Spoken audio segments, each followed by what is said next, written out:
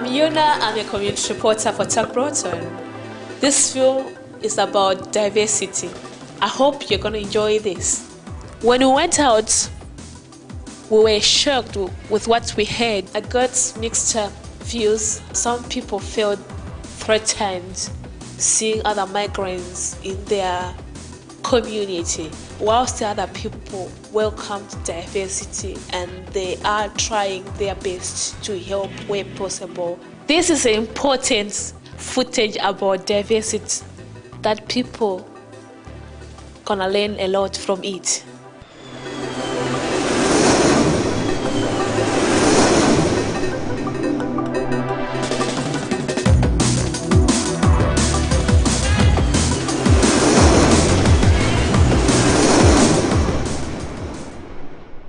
I think Salford is a pretty tolerant and respectful place to live, and we've got lots of different people, different backgrounds.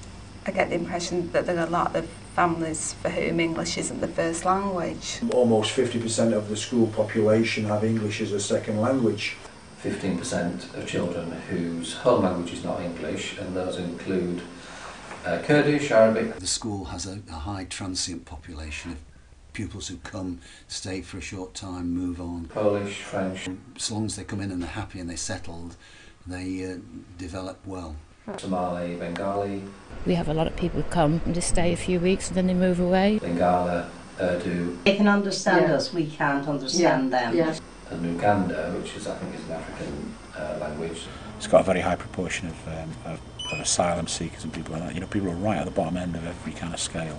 I'm just an asylum seeker.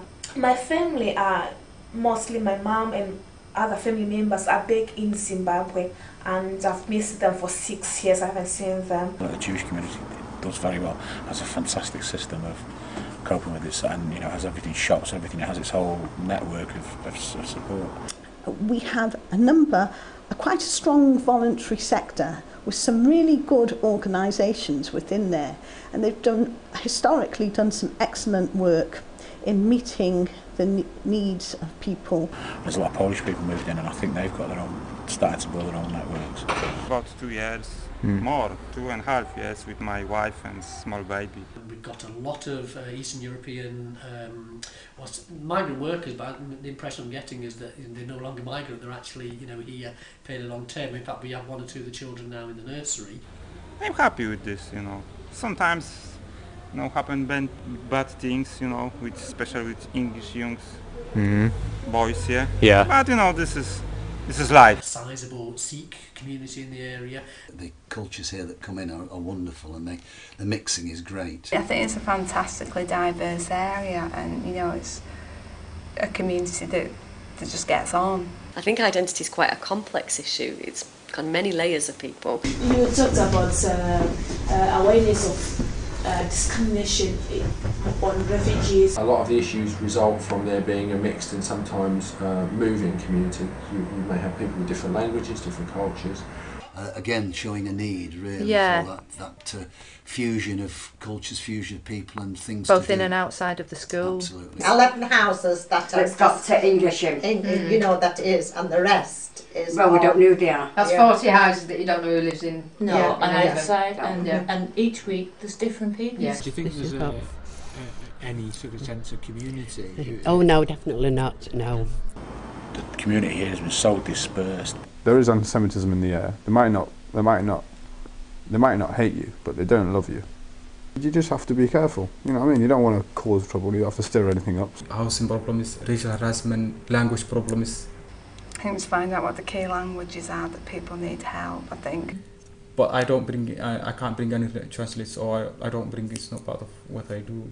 Or it's not a service I can provide at the moment. If you go into Manley Park at 4 o'clock in the afternoon, you will not see one English child in there. On the swings, because you can't get anywhere. And on the next street, there's children, they're running wild, but they're not at school, but we don't know why. Don't know what nationality they are. Because if your kids are going to school and suddenly there's a big influx of people speaking a different language, you're going to worry about your children. Are they going to get on in their education? Very discriminate people. Now, I am not a little bit discriminate whatsoever, but you get abused verbally by different races, and you're not allowed to say a word back, because then it's classed as you're being racist. Even though it's the actual other person that's being racist towards me, I can't answer back. It's not racist to say, look, we've got a problem and we've got to deal with it. There's supposed to be a European election. I don't know who the MP is. I don't. The European election results this weekend are really, really worrying. The fact that we've got a BNP member of the European Parliament, I think, is horrific. So I'm not voting for him. BNP, yeah. Is that the one in June? Yeah.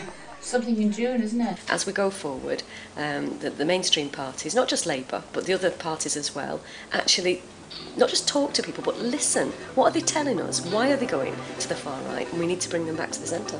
But we also do other projects that try and bring the community together.